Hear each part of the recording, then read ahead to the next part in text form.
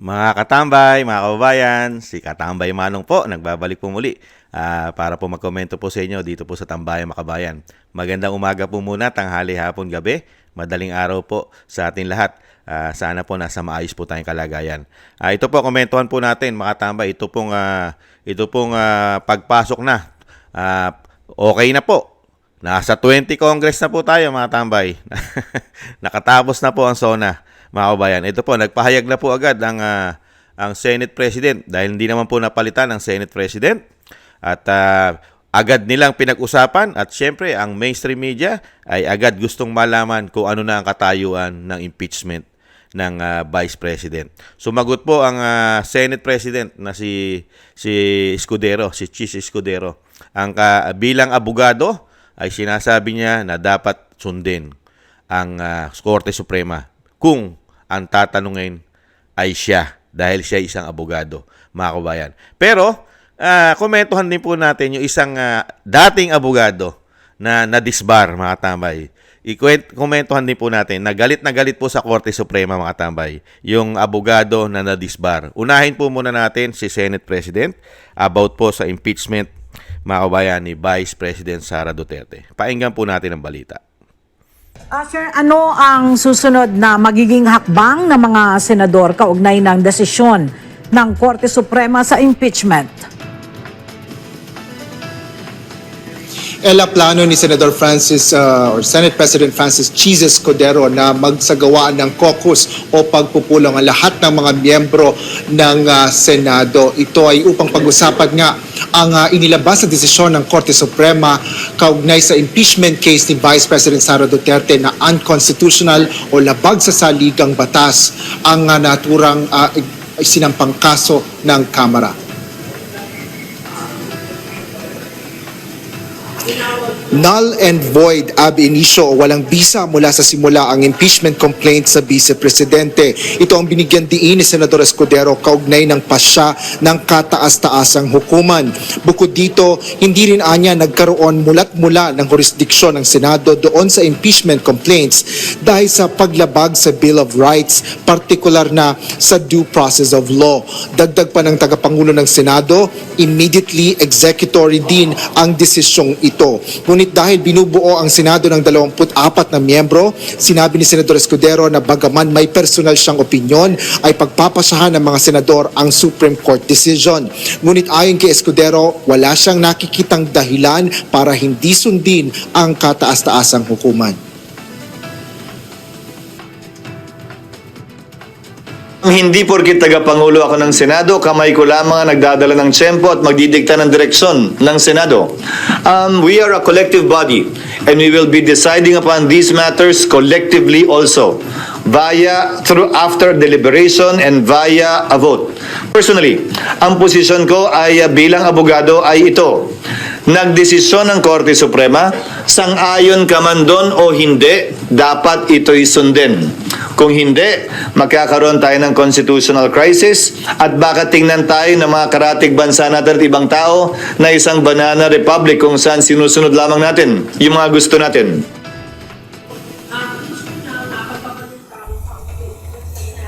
Yan mga tambay, ang sagot ng isang abogado sa desisyon ng Korte Suprema.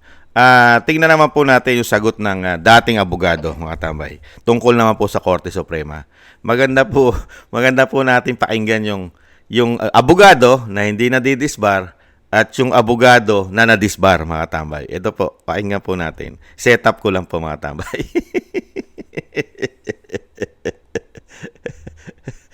Sandali lang po, mga tambay. Maganda pong magandang pakinggan po yung abogado na nadisbar. Galit na galit. Set ko lang po.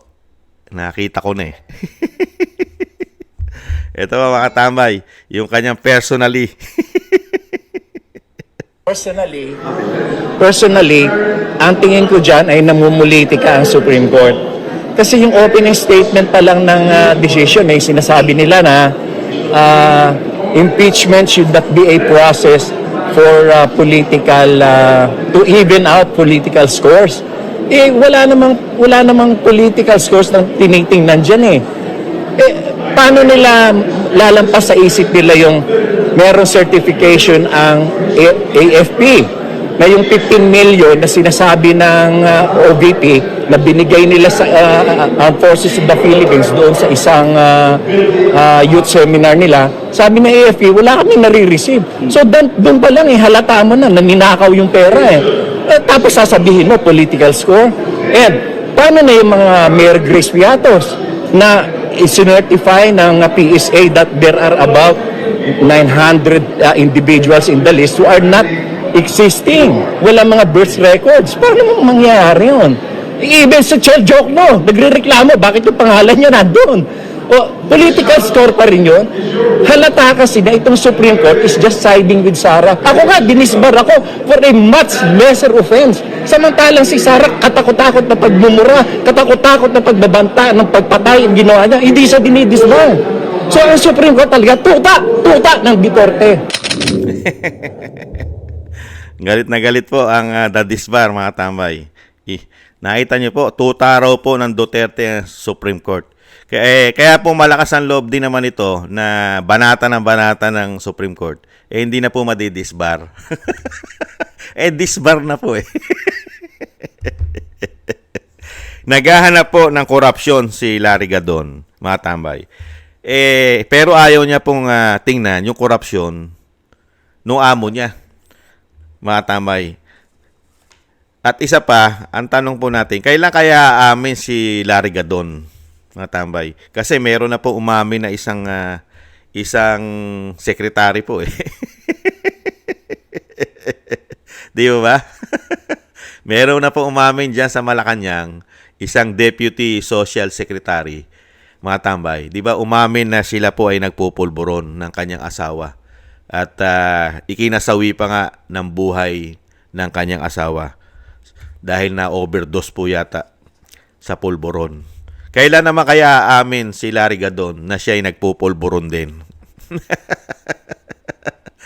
Totoo kaya na si Larry Gadon dahil sa kanyang mga pananalita at talagang pati Korte Suprema ay binabanatan niya na?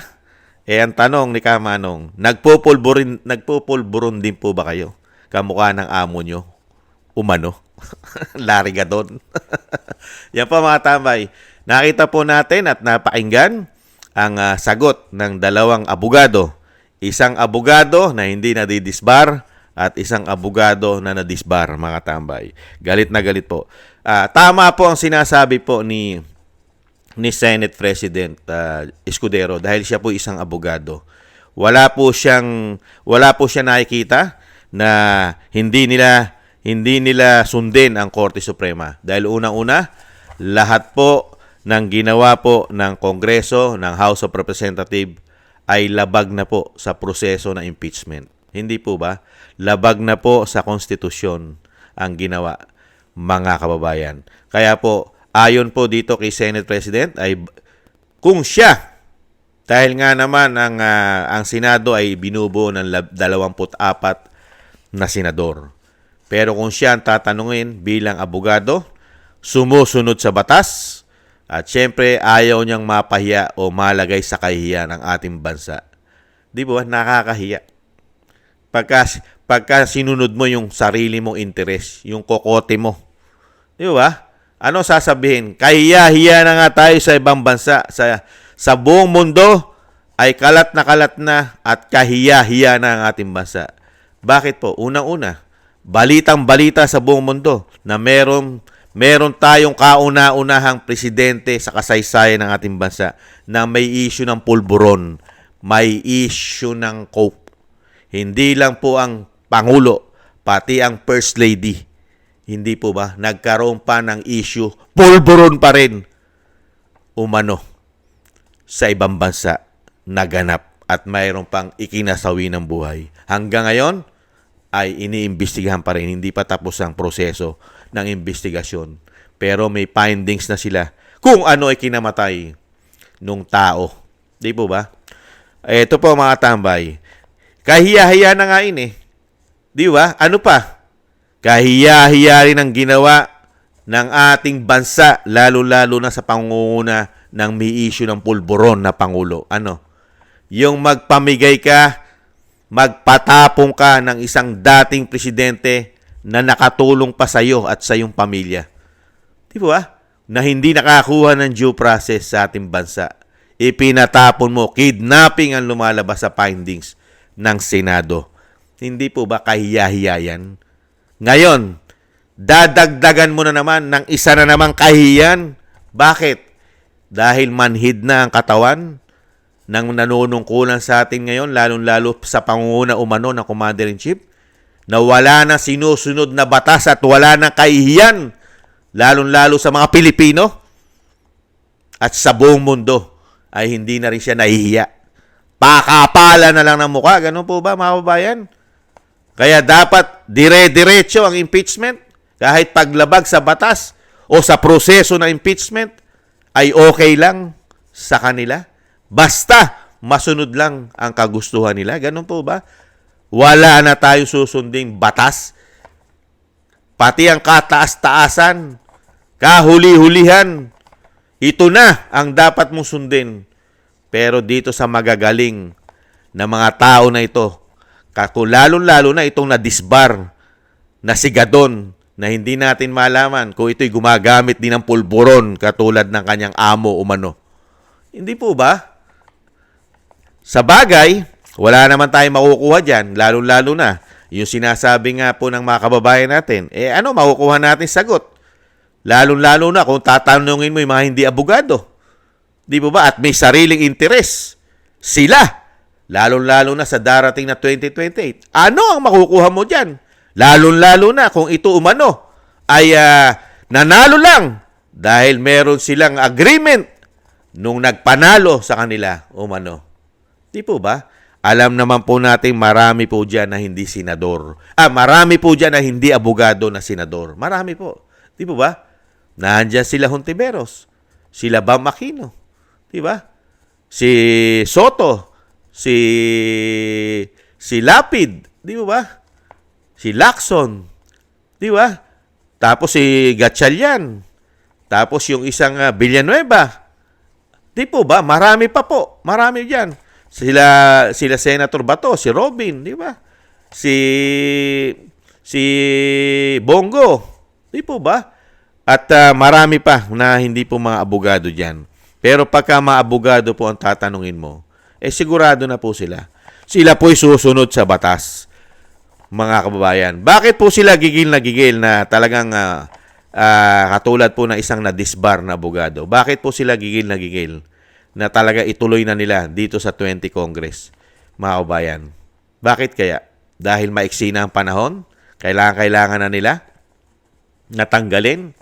Mga kababayan, baka kasi matuluyan na sila pagdating po ng ang Sara Duterte na ang nasa Malacanang. Kinakatakutan na ba nila? Lalong-lalo na yung mga maraming kasalanan sa mga Pilipino at lalong-lalo na sa kabangyaman ng ating bansa at yung pagiging hudas at taksil nila ay kinatatakutan na ba nila ngayon? Mga kababayan, kaya nga po yung nadisbar, lahat na po na klaseng paninira ay sinabi niya na, yung abogado na nadisbar. Ano po, napakarami daw pong pagbabanta nung ni Vice President Sara Duterte. At napakarami daw pong mga pangalan alias, pati si Jokno na handun daw po. Buti nga, hindi nilagay pangalan mo ron. Dahil kailangan talaga maglagay na alias. Ginagamit talaga yan sa confidential fund. Kung hindi ka ba namang bobo. Di po ba napakahilig magsalita ito ng bobo, gago? Pwede naman po natin ibalik sa kanya dahil malayang bansa po tayo. Bobo ka at gago ka, umano. Di ba? Sanay na sanay po ito magsalita ng ganun Doon po sumikat ito Kaya nga lang, yung kasikatan niya, hindi naman siya ipinanalo bilang senador. Dahil ilang beses po tumakbo senador yan naging bobo. Diba? Kaya pwede mong sabihin kung hindi ka ba naman bobo at gago umano Supreme Court na yan, binabanatan mo pa yan. Ibang klase ka talagang bobot gago ka yata. Supreme Court na, ang bihira ka nakakaawa lang din po ito mga tambay. Nakakaawa rin to si Gadon. Pagka wala lang sa kapangyarihan, yung hinihimod niya, yung hanggang ngayon himod-himod na po. Grabe po siya makahimod.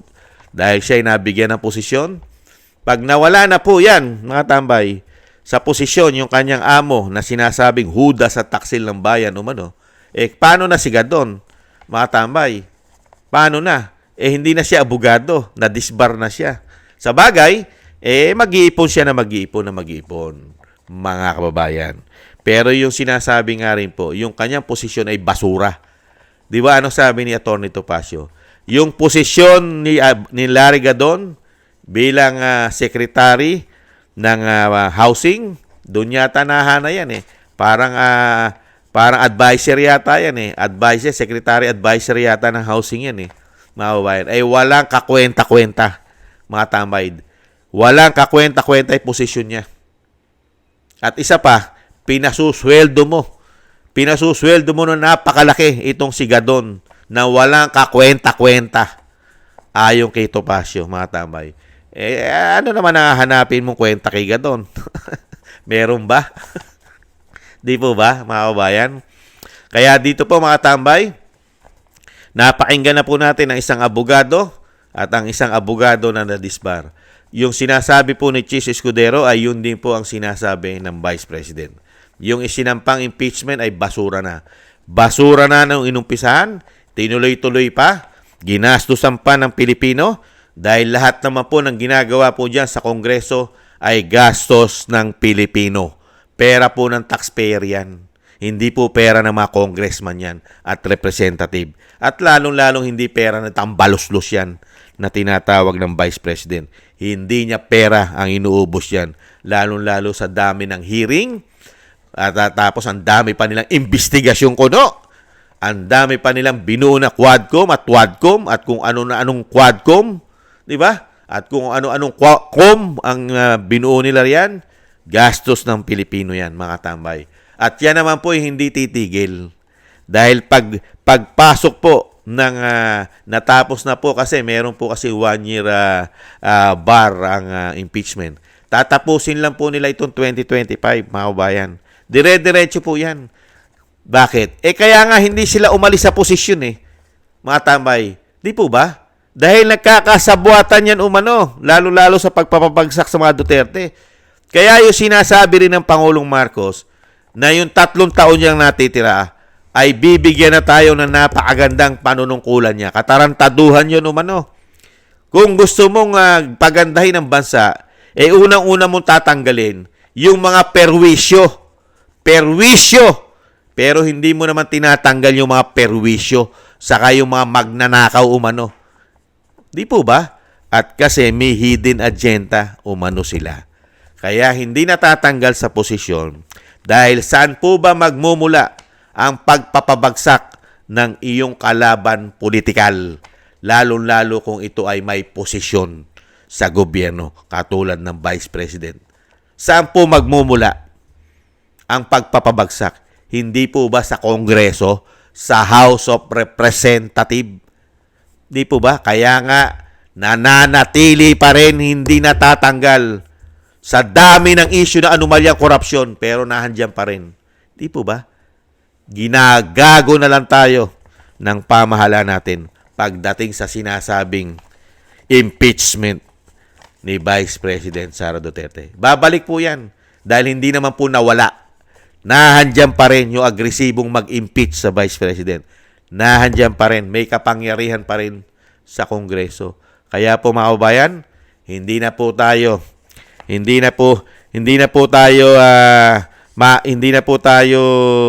yung tinatawag na wag na tayong magtaka. Hindi na tayo magtataka na sa susunod na taon ay nahandyan na naman po ang makakaliwang grupo, ang Makabayan Black. Nagsasampa na naman po ng impeachment, mga tambay. At kasama po ang mga grupo na tinatawag na mga magnanakaw umano. Mga napakaraming ninakaw. Diyan ka magtatake. Tingnan natin, mga tambay. Tingnan natin dahil napakaraming sinabi ng Pangulong Marcos din about sa corruption, lalo-lalo sa flood control. Tingnan po natin kung sino papangalanan nila diyan. Abangan po natin dahil isang damukal po ang napakaraming pera po inubos nila riyan. Kung hindi po nagkakamali si Kamanong, ay kung susumahin mo, baka trillion na ang flood control. Tingnan po natin kung sino mga congressman ang babanggitin po dyan, mga kababayan. Yan po mga tambay, abangan po natin yan. At syempre po, yan po ang komento natin dito po sa sagot po at paliwanag ni Senate President Escudero at ang isang paliwanag ng isang dating abogado na nadisbar, mga katambay, about po sa impeachment. Maraming salamat po mga tambay sa mga nakaagusto po ng ating Tambayang Makabayan sa YouTube at TikTok. At ganun din po sa mga nagko-comment, like, share, subscribe. At sa ating mga subscribers, mabuhay po kayo. Maraming salamat po. Thank you po sa inyo. At thank you rin po sa mga biyaya na pinagkakaloob nyo po. Maraming salamat po sa inyo. Thank you po sa mga biyaya. Ingat po kayo mga kababayan. Lalo po sa inyong mga paggawa. Maraming salamat po. At syempre po, yung panalangin at dasal po natin, huwag po natin kalimutan na isama po natin sa ating mga dasal ang pamilya Duterte, ang Vice President. Lalo na po ang dating Pangulong Duterte na sana po ay makabalik na po sa lalong mabilis sa ating bansa at maingatan po ang kanyang buhay. Siyempre po ang madugtungan rin po ang buhay niya at maingatan din po at mailayo sa kapahamakan, mga tambay. At sa muli po mga tambay, magpapaalam po muli ang inyong katambay. Maraming salamat po. Sa muli po, ingat din po tayo at magdasal na tayo po ay mailayo rin sa kapahamakan, mga kababayan. Maraming salamat po. Sa muli, paalam. Bye-bye.